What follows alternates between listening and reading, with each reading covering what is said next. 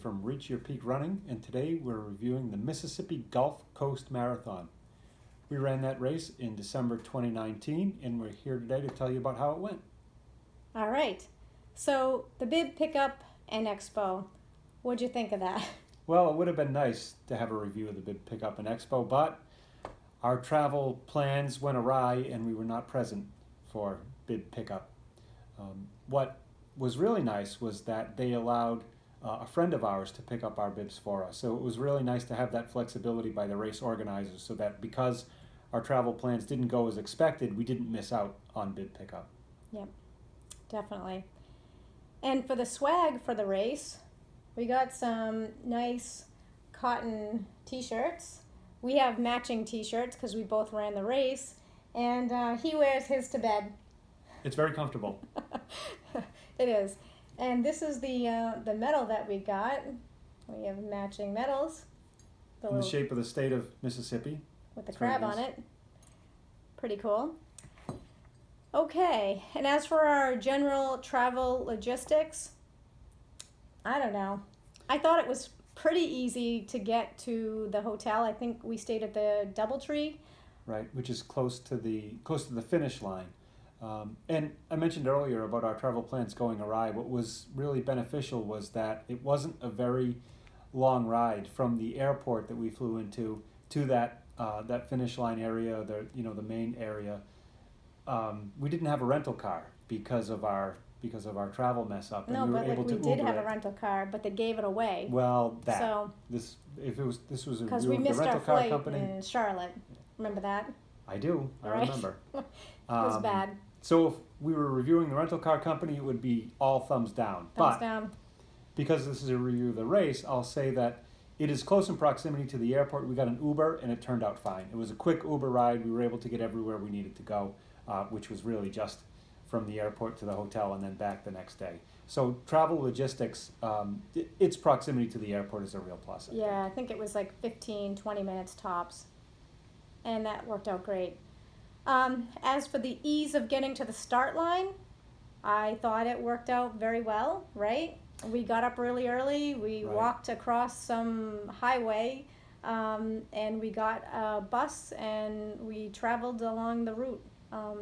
It's a point-to-point race. Yep. So the runners get bussed to the start line, which is 26 miles away because it's a straight line. But that went very well. It was well organized.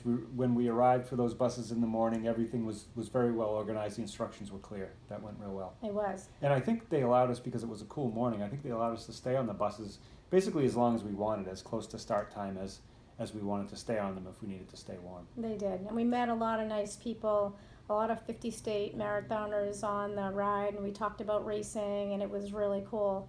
But yeah, it was kind of a cool morning, but I really wouldn't complain. It was ideal for marathoning, probably in the high 40s at the time before the sun rose, but it was a very nice day. It ended up getting very hot, but unfortunately for the race.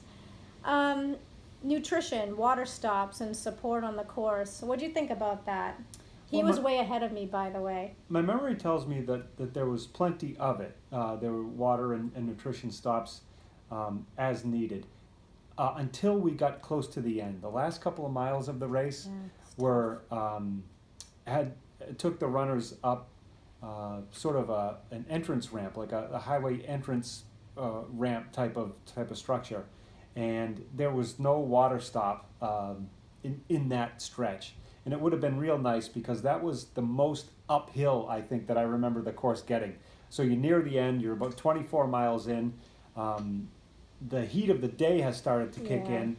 You're running uphill, and there's no water stop for you there at the top of that hill. So it would have been nice to have that. So that's harping a lot on what wasn't there, but overall, it was well supported. Yeah, it was ended up being a hot, sunny day.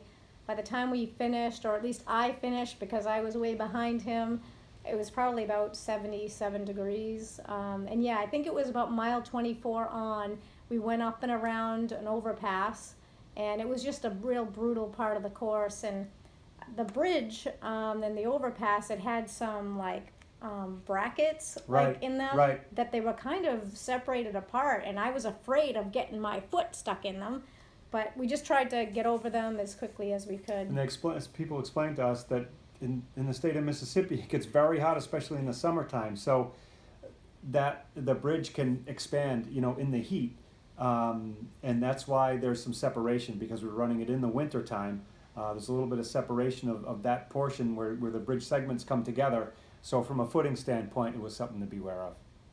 Definitely. Okay. Porta potties. I don't know. I thought they were good. There were a few long lines in the beginning of the race. Some people went to pee in the woods, but Right. I thought it went relatively well. As runners, there's never enough porta potties. What do you think, Pat? Pretty typical. Yeah. Pretty typical. There were lines, and like you said, some people opted out of the line and went in the woods. But about if you've run marathons before, it's about what you'd expect. Not spectacular, not terrible. Mm-mm. In terms of volunteers, my opinion, I thought it was good. They had ample people there helping people out, and actually, I don't know, I felt they were cheering me on a lot. Right. I always appreciate that. And I just remember overall sort of friendly, helpful attitudes from the volunteers. Mm-hmm. Medical staff, I believe, was there, but we didn't need anything, so I can't really comment on that. In terms of the course, was it well marked? Yeah, it was. It was really well marked. It was pretty much a straight line along the ocean beach. I'm not sure exactly what street that was at the time, but it was a straight line until mile 24. So you really can't complain about that in terms of running a marathon. You don't have to deal with the turns and the slowdowns and things like that. The timing mats. I went back and I had to look because I run so many races. There were timing mats at 10K, mile 12.5, and 20 miles. The finish line, what did you think about it, Pat? The race finished inside a baseball park, a minor league baseball park. And I thought that was a great venue for the finish. Of course, a lot of space in there where finishers can sort of stretch out and space out, if they need to, mingle with spectators. So from that standpoint, the finish line was pretty neat. You don't always get to run inside a professional baseball park when you're running a race. You did in this case. So that's what I thought more than anything else about that finish line. Mm-hmm. That's good. In the post-race venue, what did you think? You were there a lot longer before I was, so he had more time to hang out and get some food and It was wait good. for me. It was good. If I have one critique, it's that before I critique, there was a lot of food available to finishers. It was terrific. Each runner got tickets that they could turn over for food that was offered from a number of vendors. I really like that setup. If you're into post-race food and refreshments, it's great. If I do have a critique, it's that the finish line was the same for the marathoners and the half marathoners, and the half marathoners kind of got to all the food before many of the marathon finishers got there. Yeah. So not a whole lot you can do about that, but that was my experience. Yeah. And in terms of us getting from the finish line to our hotel, again, very easy. It was just a walk across the street and around the corner, and we were right there at the DoubleTree. And I believe the host hotel, was it something about I don't remember the name. I want to say it's something similar like Bellagio. Yeah, it was a casino hotel yeah, in that family. something like right, that. right. And that also was an easy walk. So that's a thumbs up. The proximity of hotels to the finish line, which is also the gathering spot to get the buses for the start. The location is really good. And in this particular race too, I want to add that there were pacers, and it seemed like there was quite a few, and that worked out well. In terms of communication from the organizers, personally, I thought it was ample communication and very timely. I always knew what was going on with the race. Things went well with that. We wanted to let our viewers know that there were 556 total runners, marathoners for this particular race. And that pretty much sums up our review of the Mississippi Gulf Coast Marathon, which I must say, even though it was a slower race for me, I really enjoyed it. It was beautiful running along the ocean.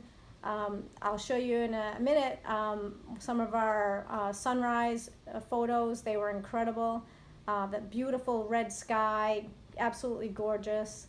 I enjoyed it. I didn't enjoy running in the heat, but other than that, I really enjoyed it and thought it went very well. If you're considering the Mississippi Gulf Coast Marathon, there's a lot to like about it. Yeah, the course itself is fantastic. If you like scenic courses, it's a great one. As you point out, largely flat until the very end there. But yeah, a lot to like about the course and the scenery.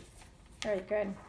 And this is something like we put together after every race, and you can see here, beautiful sunrise that we got to see. The sun was just coming up over the horizon as we were starting the race. It was absolutely incredible. So, oh, it was the Beau Rivage Hotel, by the way. There you go. There you go. So yeah, it was really great, and overall we really loved it, and we would do it again when we have time, and we're not trying to run all 50 states. We need to save ourselves. Okay, thank you.